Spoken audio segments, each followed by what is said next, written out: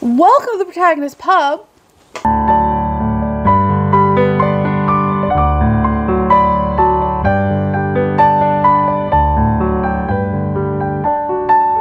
We're going to do another book tag today. Oh, by the way, my name is Tammy and thank you for being here.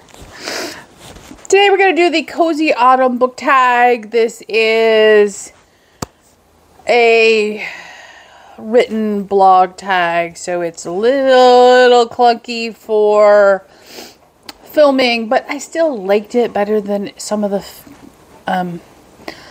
filmed tags I saw for autumn, so I'm going to use it anyway. So the first prompt on the tag: what book always reminds you of autumn? And I have to sneeze, hang on.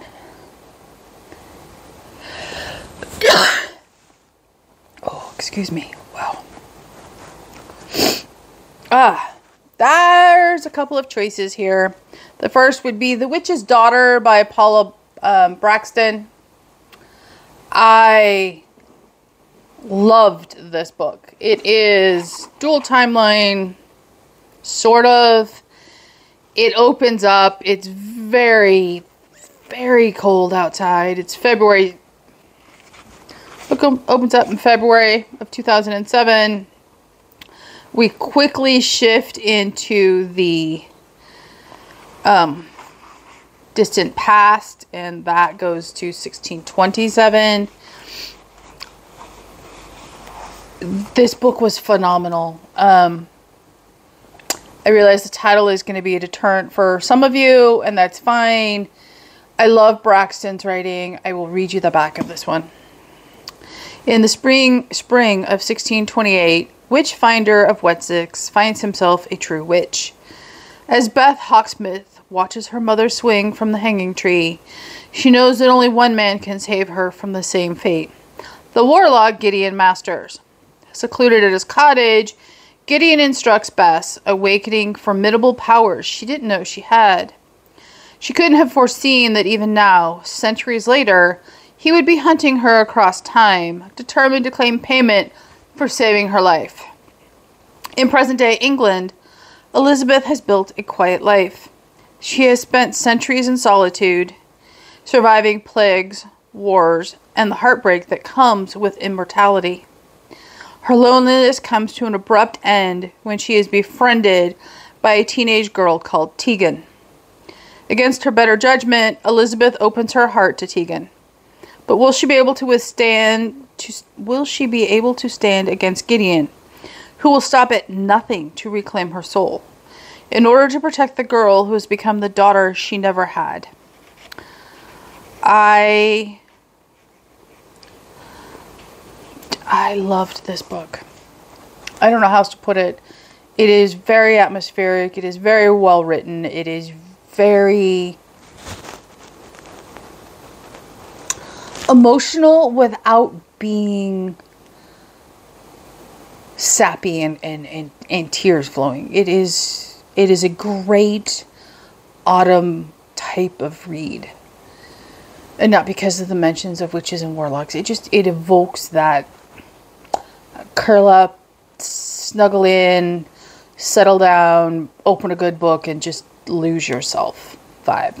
So that was my first choice. And my second choice is my go-to for great contemporary PI. That is Murder on the Key by Cara Black. This is the first book in the, actually it's the prequel, so it's the first book chronologically in the series. Is not the first published book in the series. The first published book in the series is Murder in the Marais, I believe. These are absolutely fabulous.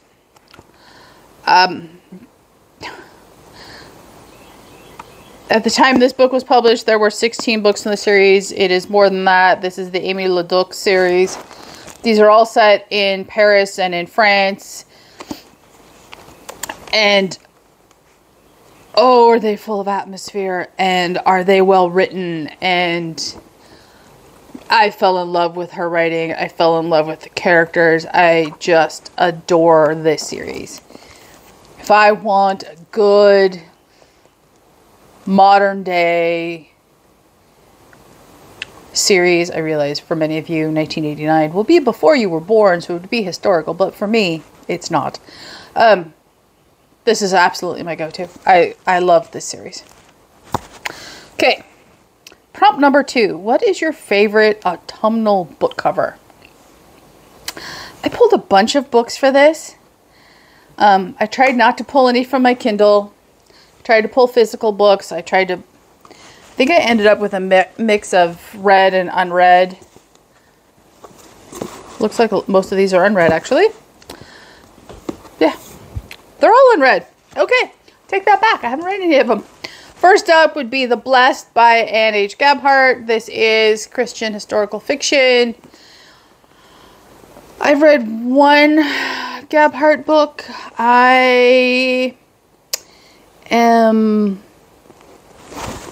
This is not Amish, even.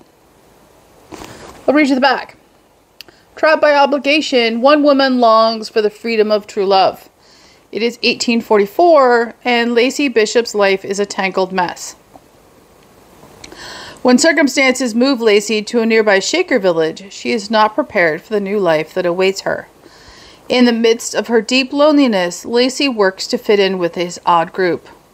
But everything shifts when she finds herself drawn to a Shaker man in a village where such relationships are forbidden. Can Lacey ever find true happiness in this mysterious place? I love this cover, by the way.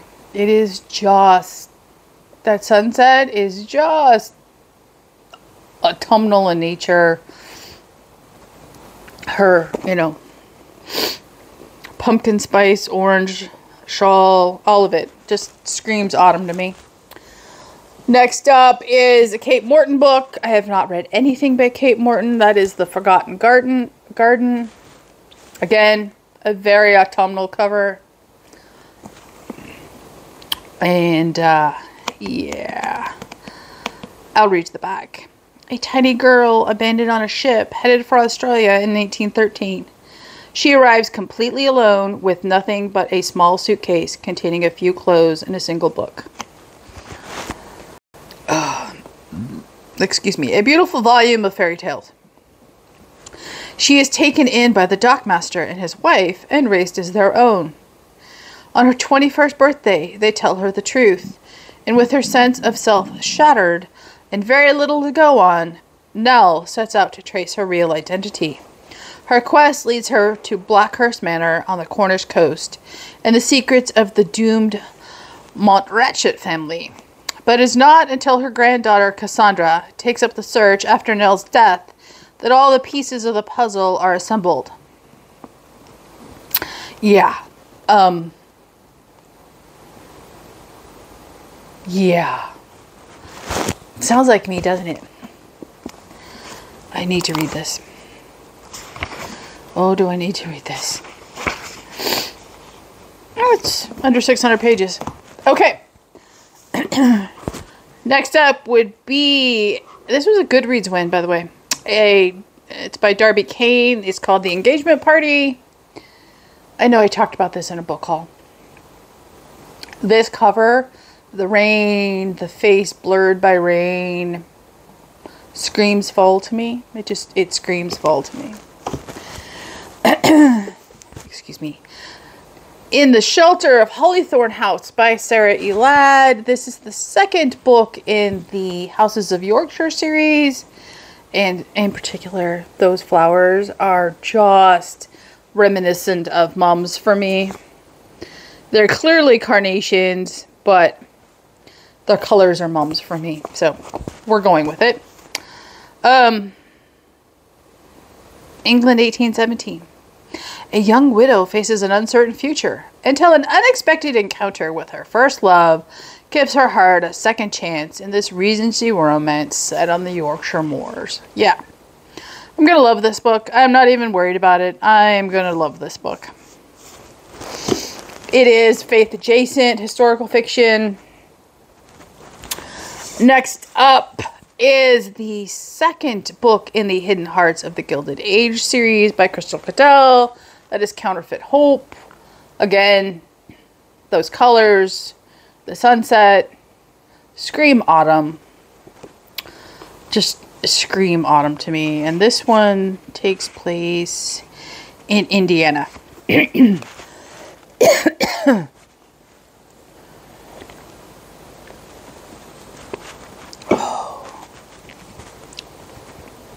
The detriment of batch filming is that you eventually have no voice. I cannot wait to read this. Maybe October? Maybe? We'll see. And this too was a Goodreads win. That is The Unmaking of June Farrow by Adrienne Young. I do not know anything about this author or this book, but the cover is very fall-like. I'll read you the short little blurb at the top. A woman risks everything to end her family's centuries-old curse, solve her mother's disappearance, and find love in this mesmerizing novel from the New York Times best-selling author of Spells for Forgetting.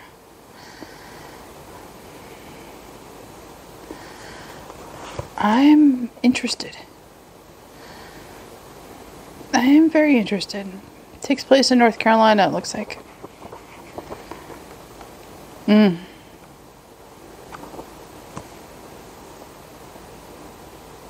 the small mountain town of Jasper, North Carolina, June Farrow is waiting for fate to find her.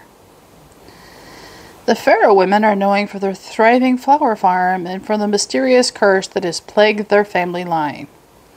The whole town remembers the madness that led Susanna Farrow's disappearance, leaving her daughter June to be raised by her grandmother and haunted by rumors. Yeah, I have a feeling I'm going to love that book. Okay, next prompt is, what is your favorite autumnal drink to read with? I really don't have one. You know, autumn in Texas can be 100 degrees or it can be, you know, in the mid to low 50s. So, you know, those are very different drinking choices. The chances of it being pumpkin spice anything is very low. Just gonna leave it at that. Halloween is coming. What is your favorite spooky read? I don't know that I have a favorite spooky read. Last year I did read The Halloween Tree by Ray Bradbury. I did donate it to the library because it wasn't a book I was going to reread. I don't have children of that age range. This is definitely a middle grade story. It was absolutely wonderful. It was absolutely fantastic, but it isn't spooky to an adult, I guess you would say. It would definitely be spooky to a middle grader.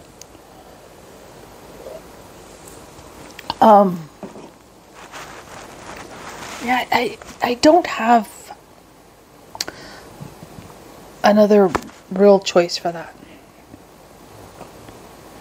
I mean, I could list mystery after mystery, but I don't find mysteries spooky, so they don't really fit. What is the ultimate comfort read for you? For me, the ultimate comfort read is a cozy mystery. No question about it. For me, the ultimate comfort read is always going to be a cozy mystery. And I didn't pull any out. Here, let me pull one. So I pulled The Masked Man by Barbara Hamilton. This is the second book in the Abigail Adams trilogy. I'm sorry, not The Masked Man. A Marked Man. Apparently I can't read. I have been saving this. Abigail Adams is one of my favorite historical figures across time and space. I've had to search to get my hands on these. There's only 3 of them, and I loved the first one, so I've been hoarding 2 and 3, trying to, you know, parcel them out for myself. And I'm feeling the urge to read this. So maybe I will pick it up sooner rather than later, but don't quote me on that, because it's very likely I will put it back on the shelf to read at a later date, because I love Abigail that much. That would be unsurprising for me, to be honest. Okay.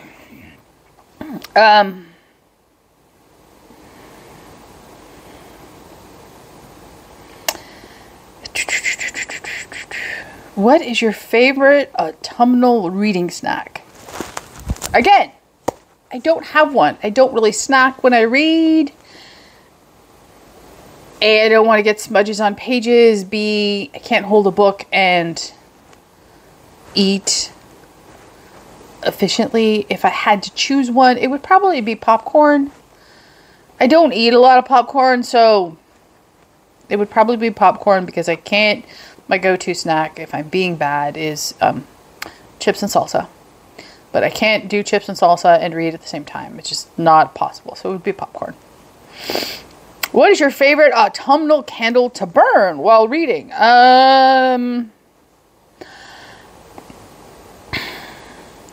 The apple cider candles and the coffee aroma candles are always my go-to in fall. Always. I don't find the falling leaves candles to be pleasing to the nose, so I stay away from those. But apple cider coffee candles, especially if it's coffee and like cinnamon roll put together, perfection. When you're not reading, what is your favorite autumnal activity?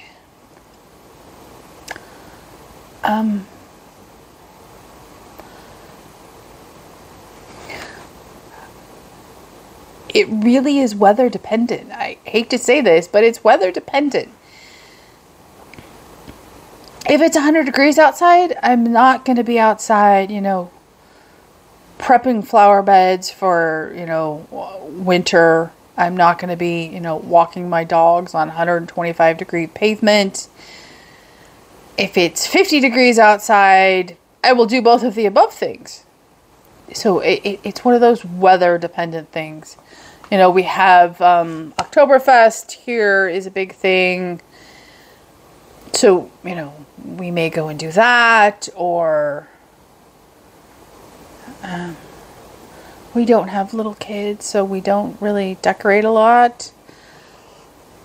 Our neighbors across the street, I will go take some pictures before this tag comes out.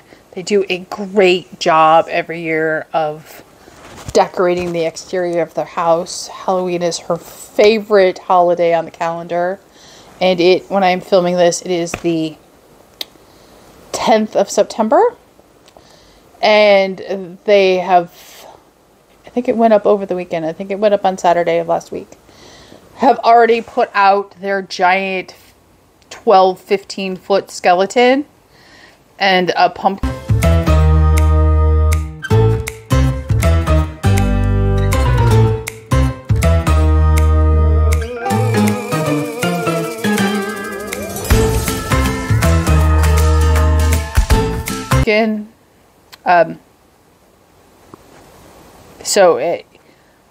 Come October, the house will be covered in these giant spiders, and she wants more skeletons, I know. So it's a big deal across the street. It's her favorite holiday. They have very little kids, so the kids get into it. So it's wonderful. But, you know, I could really care less, to be honest. What is on my autumn fall reading list? Well, I really don't have an autumn fall reading list. I don't do seasonal reading lists. I am likely to put on my October reading list Shadows of Swanford Alley by Julie Klassen. I've had this for a while. This is going to be a historical mystery, and I will read you the back. When Miss Rebecca Lane returns to her home village after a few years away, her brother begs for a favor. Go to nearby Swanford Abbey and deliver his manuscript to an author staying there who could help him get published. Feeling responsible for her brother's desperate state, she reluctantly agrees. The medieval monastery turned grand hotel is rumored to be haunted. Once there, Rebecca begins noticing strange things, including a figure in a hooded black gown gilding silently through the abbey's cloisters. For all its renovations and veneer of luxury, the ancient foundations seem to echo with the whispers of the past, including her own. For there she encounters Sir Frederick, magistrate, a widower, and former neighbor, who long ago broke her heart. When the famous author is found murdered in the abbey, Sir Frederick begins questioning staff and guests, and quickly discovers that several people held grudges against the man, including Miss Lane and her brother. Haunted by a painful betrayal in his past, Sir Frederick searches for answers, but is torn between his growing feelings for Rebecca and his pursuit of the truth. For Miss Lane is clearly hiding something. I love the blurb at the top on the back. Agatha Christie meets Jane Austen in this atmospheric Regency tale brimming with mystery, intrigue, and romance. Yeah, I mean, just look at the cover. Yeah. Okay, who am I kidding? It's going to go on my October TBR. And I don't know that it's going to make it on this TBR or pile of possibilities for October, but I do really love Slavic books in fall. There's just something about that storytelling and the season that go together, particularly Witcher books. This is the Witcher book I am currently on. I've read everything up to this. That is Season of Storms by Andrzej Sapkowski. You think I would be able to say that? And I love his books. I know there are comments on the quality of the translation. I cannot speak to the quality of the translation. I do not speak Polish. I can only therefore assume that since it is the same translator for all the books, that the author is happy with that translation, and that is enough for me. I love his Witcher books. I've had this one for a while. I think it's the last Witcher book there is. I could be wrong. Yeah, this came out in 2018. You would think I would have read it by now.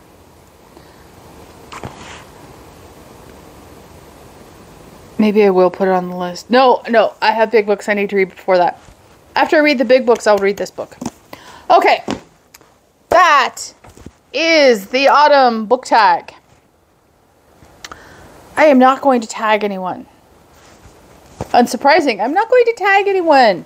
If you need a tag, do a tag. If you need a tag for written, this is a much more friendly tag for writing on your blog than it is for video filming, but that's okay. It works either way. I hope something has piqued your interest. Leave a comment down below, like and subscribe, and I will see you here next time at the Protagonist Pub.